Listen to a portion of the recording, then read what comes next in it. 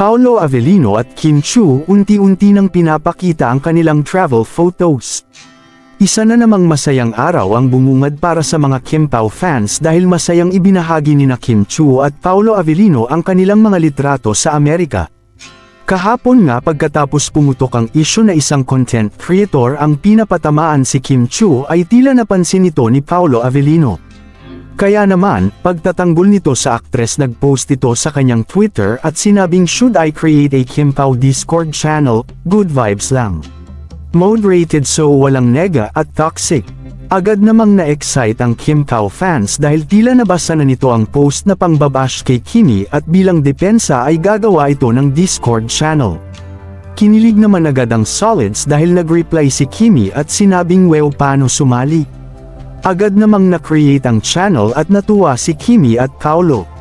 Dito nila ibinahagi ang kanilang private photos at hopang sila na walang negative at toxic vibes sa paligid.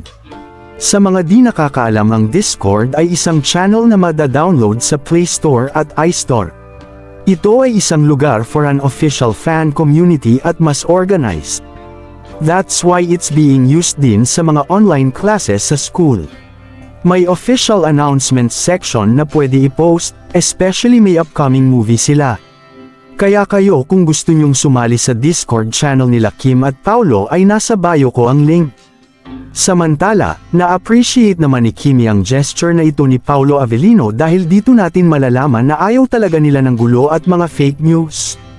Mas gusto nilang mag-focus na lang sa kanilang relationship at mabigyan din ng avenue ang fans na magbahagi ng kanilang mga opinyon sa kanilang dalawa.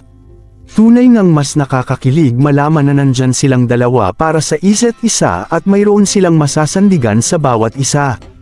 Kaya naman sa mga taong pilit na sinisira ang tambalang Kim Pao ay siguradong hindi kayo magtatagumpay sa inyong hangarin na sila'y ay paghiwalayin.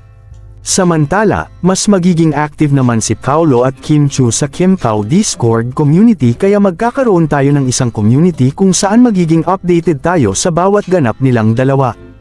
Isa na nga ang unti-unti nilang pag-share sa mga private photos nila na siya namang hindi natin malalaman kung hindi nila ginawang profile picture doon.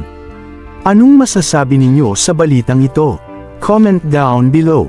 Maraming salamat sa panunood at huwag kalimutang mag-subscribe for more videos.